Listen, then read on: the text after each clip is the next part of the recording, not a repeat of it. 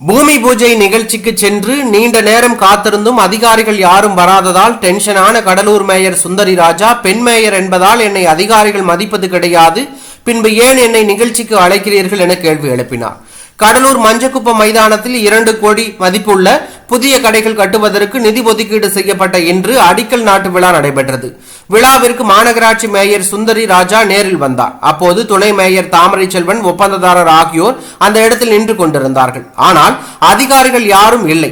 இதனை பார்த்த சுந்தரி ராஜா, இன்று அடிக்கல் நாட்டு விழா நடைபெறுகிறது என அதிகாரிகள் தெரிவித்த காரணத்தினால் இங்கு வந்தேன், ஆனால் அதிகாரிகள் யாரும் இல்லையா என கேள்வி எழுப்பினார். இதனைத் தொடர்ந்து ஒப்பந்ததாரரிடம் மக்கள் பயன்படும் வகையில் தமிழக அரசு திட்டங்கள் செயல்படுத்தி வருவதாலும் தற்போது இந்த பணியை எந்தவித பாதிப்பின்றி நடைபெற வேண்டி நான் தொடங்கி வைக்கிறேன் என கூறி அடிக்கல் நாட்டில் தொடங்கி வைத்தார். அப்போதுதான் மாநகராட்சி உதவி பொறியாளர் பாரதி மற்றும் ஊழியர்கள் சம்பவ இடத்திற்கு வந்தார்கள். இதனைத் தொடர்ந்து மாநகராட்சி மேயர் சுந்தரி ராஜா உதவி பொறியாளர் பாரதியிடம் சரமாரியாக கேள்வி எழுப்பினார். இதில் மாநகராட்சி சார்பில் பல்வேறு திட்டப்பணிகள் தொடங்கி வைப்பதற்காக குறிப்பிட்ட நேரம் தெரிவித்துள்ளீர்கள். அந்த நேரத்தில் சம்பவ இடத்திற்கு நான் நேரில் வந்தால் என்னை எந்த அதிகாரியும் நேரில் வருவதில்லை. மேலும் கடந்த 5 நிகழ்ச்சிகளாக இந்த நிலை தொடர்ந்து நீடித்து வருகிறது.